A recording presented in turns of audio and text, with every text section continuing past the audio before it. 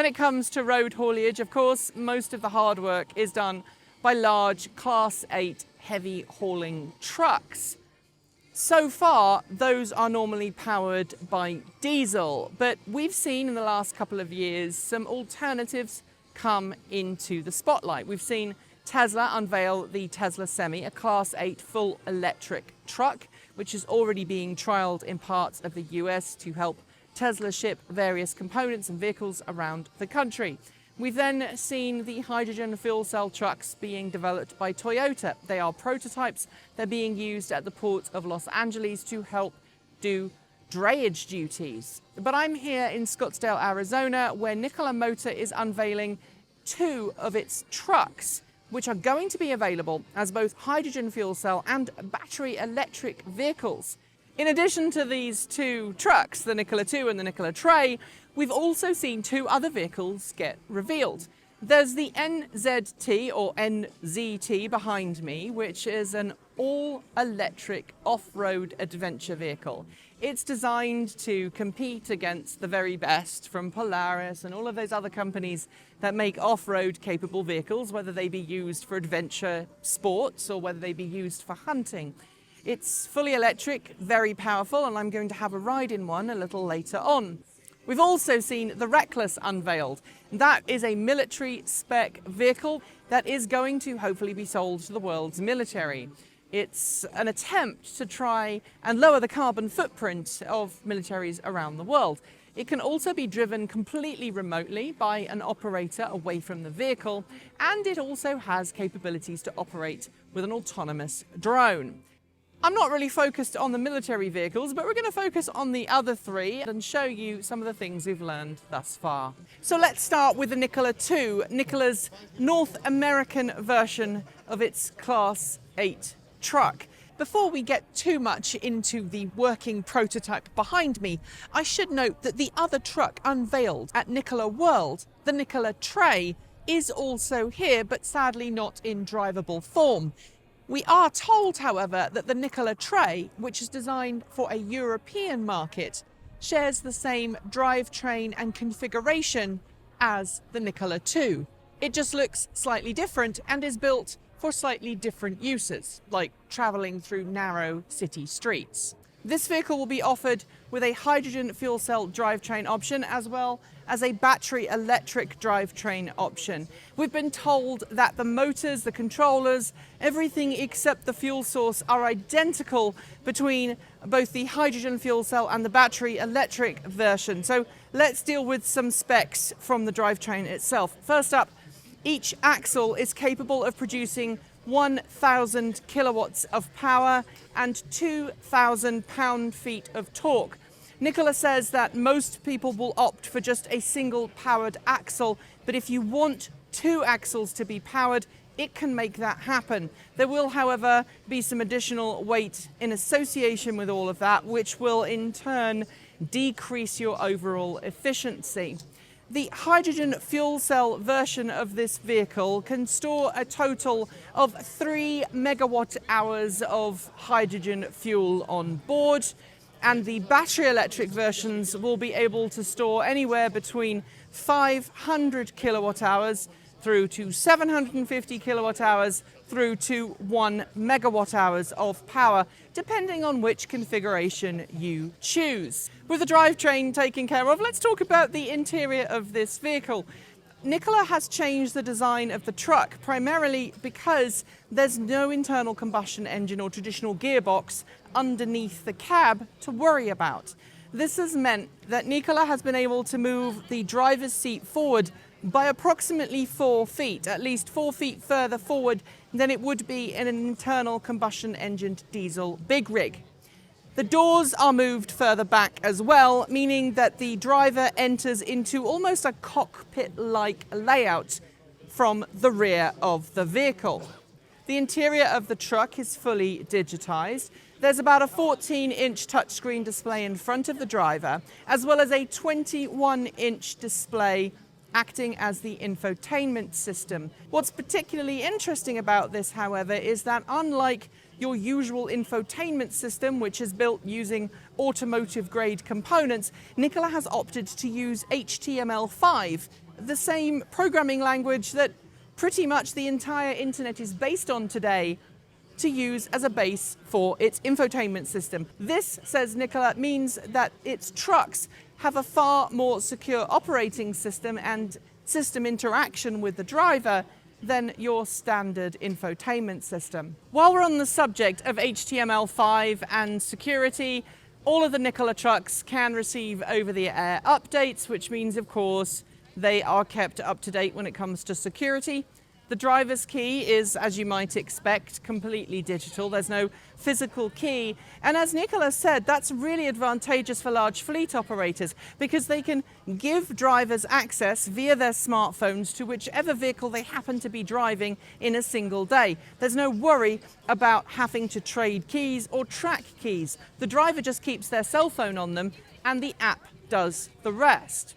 As the driver approaches the truck, automated steps come down from the side of the vehicle. Again, these steps reduce aerodynamic drag compared to a conventional diesel-powered truck, but it also means that as the driver gets closer to the vehicle, the air conditioning automatically turns on and the systems are ready to go when the driver sits behind the wheel. There's plenty of space in the back of the Nikola Two as well, and there's also a little party feature that this truck has up its sleeve. That is very similar to one we've seen in Tesla electric cars, namely dog mode. Nikola says that many truckers like to take their dogs with them on long distance trips, and so all of its trucks have a dog mode. It enables the trucker to keep their pets inside the vehicle while the air conditioning runs. There's a display that's showing that the vehicle is on and air conditioning is running in case anyone gets nervous. And the driver is alerted via the truck's smartphone app if there are any problems. Some of the savings that this truck has in efficiency come from its design. Nikola says it's far more efficient than any conventional diesel truck in terms of aerodynamic drag. And you'll also note that there are rear view cameras in place of rear view mirrors. That's because in the cab there are rear view displays that give unprecedented clarity to the truckers whatever the weather. It also reduces drag from outside, which further improves efficiency. You might think a truck this advanced would have self-driving features built in as standard. However, Nikola says it's not going to be developing autonomous vehicle capabilities for its trucks. Instead, it's ensuring all of its trucks come as standard from the factory with level 4 and level 5 compatible hardware fitted as standard. It then says it will be up to other third parties to develop autonomous drive capabilities. This might seem a little counterintuitive. After all, this is an advanced truck, and we're told that the future of trucking is not only zero emission, but fully autonomous. But if you think about it, the Nikola Two, the Nikole Tré, both in the hydrogen and battery electric variants, are aimed primarily at large fleet operators, not individual owner operators. And when you're talking to a large fleet who's going to spend a large amount of money on a new fuel source, you have to convince them that that fuel source is both safe and convenient and affordable. They may be convinced, but the truckers themselves, the ones who do the driving, also have to be convinced. They don't want to be told, here's a new type of truck that we're going to ask you to drive, and oh, by the way, it's also going to be autonomous. Collect your pink slip on the way out. So it makes absolute sense to have this vehicle and focus on the fuel source and the emissions first before thinking about any kind of automation. It's not only easier to get past the trucking unions, but it also saves a little bit of money on the R&D cost side. Now, we can't talk about a hydrogen fuel cell vehicle without asking where the hydrogen that's going to be used as fuel is coming from. Nikola has already thought of that problem, and it intends to build a network of hydrogen refueling stations across the US, North America, and eventually the entire world. These refueling stations will be capable of processing up to 8 tons of hydrogen fuel a day, delivering 8 tons of hydrogen fuel, which we're told is enough for 150 Nikola Two trucks, refilling them from empty, or 200 hydrogen fuel cell cars. Importantly, Nikola says it will be generating the hydrogen it needs for all of these vehicles on site using renewable energy and an alkali electrolysis process of water. At the moment, it's talking about generating 30 to 40% of its electricity needed on site and buying in the rest. But ultimately, it wants to produce 100% of all of the electricity needed.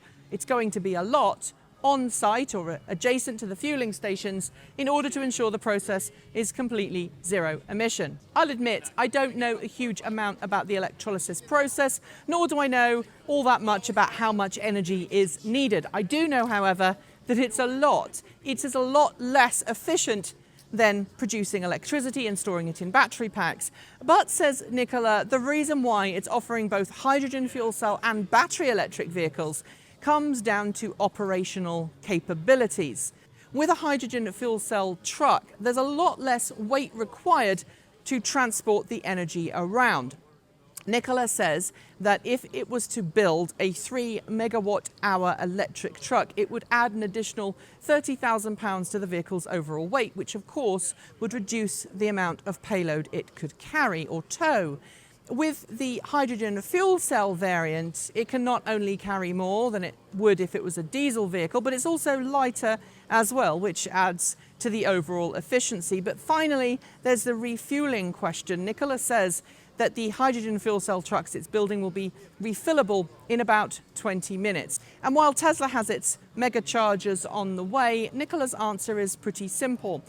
It feels that battery electric and hydrogen electric vehicles can operate side by side. And it's one of the reasons why it's planning on building and selling both hydrogen and battery electric versions. You may think that Nikola is a brand new company that hasn't existed very long, but it has been around a fair while. And let me tell you as well, the company CEO is a fan of electric vehicles. He himself owns a Tesla and says he loves what Tesla has done. He also notes that he couldn't have done any better than what Tesla's doing, especially since Tesla is a publicly traded company. He also dropped a hint that suggested that Nikola is not going that way. No, it's hard being in the spotlight. Nikola is going a different route. And with plenty of companies already signed up for its trucks, including Anheuser-Busch, it's going to be an interesting company to follow.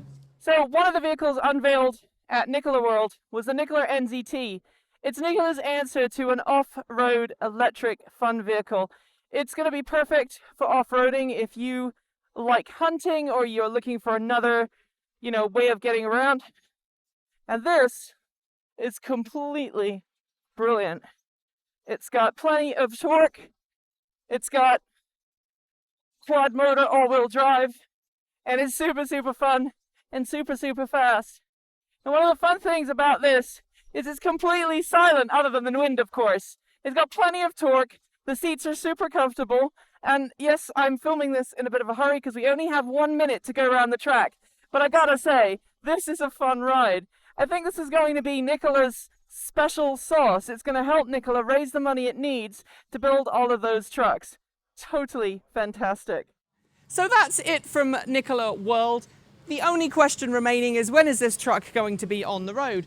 This is a fully functioning working prototype. There's one out in the demo field a bit further over that we're not going to get to see in action, unfortunately, because we have to head back to Portland. But we should see these on the road in 2022. And the Nikole Tré, which is mechanically identical underneath, just has a different cab on top for European markets, will enter into production in 2023. The only challenge now that remains for Nikola is to ensure that it can continue to develop these vehicles and hit its production goals. Give us a thumbs up or a thumbs down. Let us know why if you give us a thumbs down in the comments below. And don't forget, there are 3 ways you can support the network, as well as buying something from our swag shop. We've got some great new t-shirts in there that I'm sure you're going to want to own. I'll be back soon with more content, but until then, I'm Nikki Gordon-Bloomfield. Keep evolving.